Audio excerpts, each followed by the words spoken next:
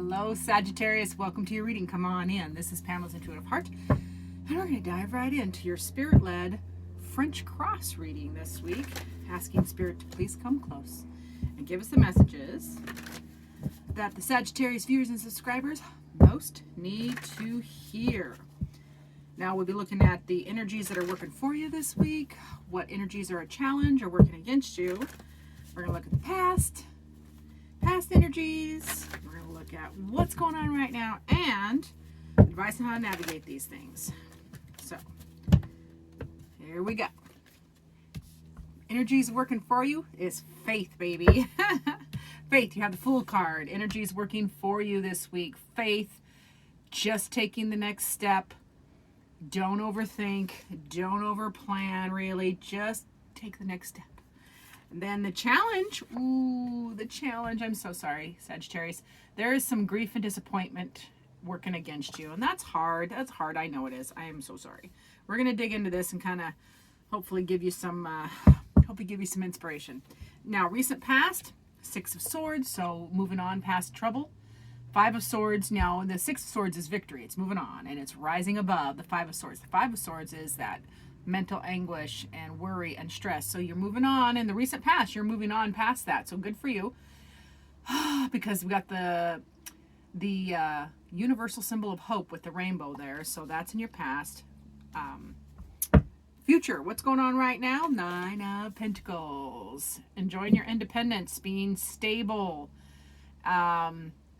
Enjoying that stability as well. Taking care of business. It's very much an independent card. Doesn't mean you're single, but it can be a card of being single.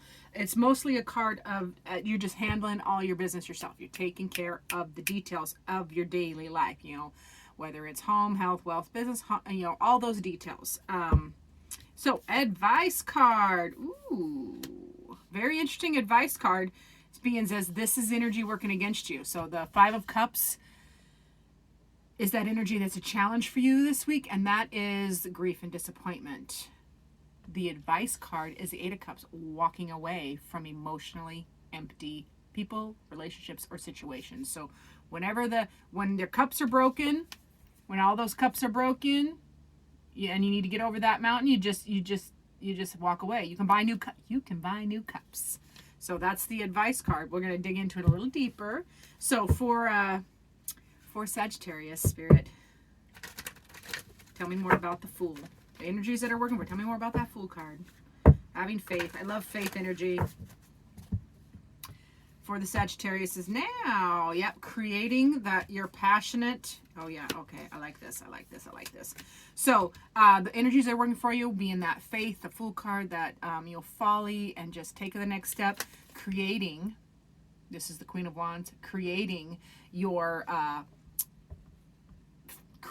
passionate existence, like what you want to do passionately, you are creating, like getting your fire back, a little bit of getting your fire back, and it is a long-term move for you in the right direction. Like this is the Star card is it's long-term change for your good, hanging on to that hope, being connected to that dream, and having team. You have a team that helps you. You have people that will help you, even though you're independent as you can be, very independent, handling stuff yourself.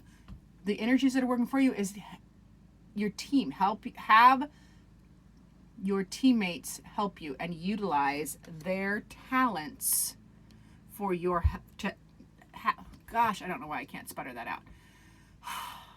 I'm too full. I just ate lunch. So what that 3 of Pentacles is saying is utilize your team members for their strengths, not their weaknesses. Don't ask me to make an Excel spreadsheet for you. Just don't. I mean, I could probably muddle through, but it's not one of my talents. I have many others. That is not one of them. So that's just a card of, and these are the energies working for you. Like, utilize your team members. Let them help you. What you're creating, this change that you're creating, this faithful step, that first step in that faithful journey that you're taking, is going to be creating long-term, passionate change with the help of your teammates and the people around you. Let people help you. So that 5 of Cups being the energies that's kind of a challenge for you this week, that is grief and disappointment. So we're going to dig into that. Tell me more about that 5 of Cups, please, Spirit.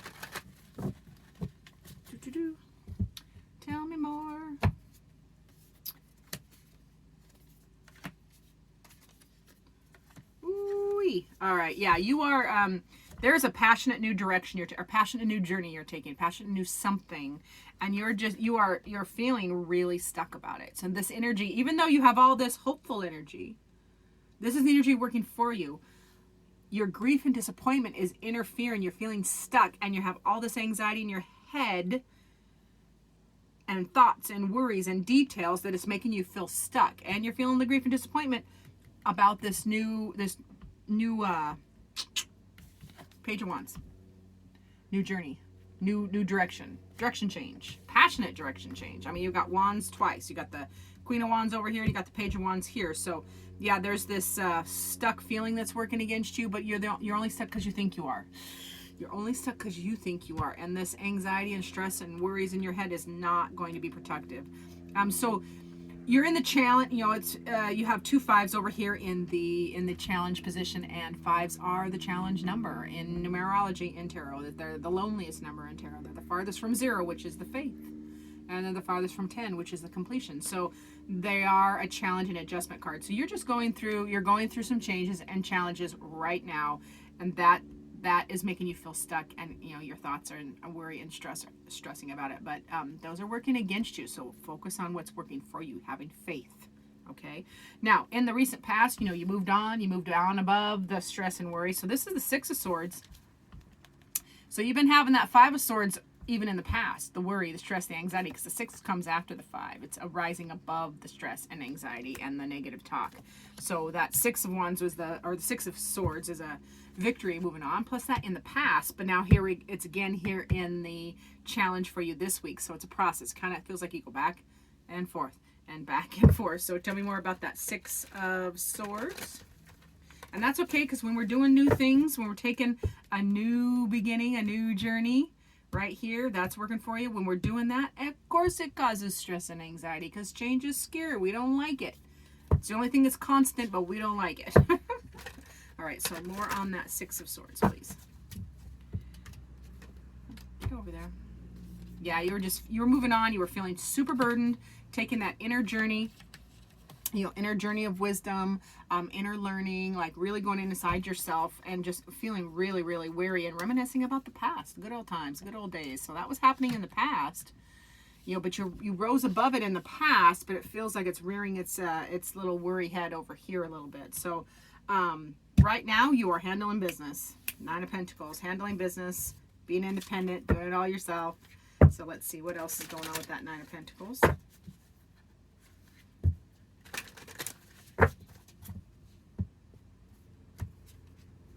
Yeah, just hang in there. Keep practicing. The 5 of Wands here is a card of practice. Like, just keep practicing. You'll get better at it. You know, the goal is the fire up there, you know, so it's a metaphor for just hang in there. It's a metaphor for practice, practicing, I should say, and getting better at something. You just got to hang in there, and you can rise above. Yeah, you got to move on. You got the 6 of Swords again. So 6 of Swords in the past, 6 of Swords in the present. So you, like I remember I mentioned a few minutes ago, is like it feels like you conquered and you're moving on, and then you kind of waffled back. Like it's coming back and forth, back and forth. Very much feels like that. So yeah, you got to, right now you're moving on again. You're doing it again. You're conquering. You know, the 5 of Swords is working against you, but that you are presently moving forward with that 6 of Swords, the moving on, being victorious about it. So good for you. And you're also really working on and being in your power emotionally, like emotionally stable. Even though you have this worry over here that's working against you, it feels like you are keeping yourself centered and balanced, which is a fabulous life skill. So good for you. It's emotional intelligence. It's honoring all of our emotions. And that, you know, that is, you know, you got to honor this grief and disappointment. You got to honor, you know, that feeling of being stuck. You got to honor these fears and anxieties, because you know, these are all part of our complete whole human existence. It's not all the sun card.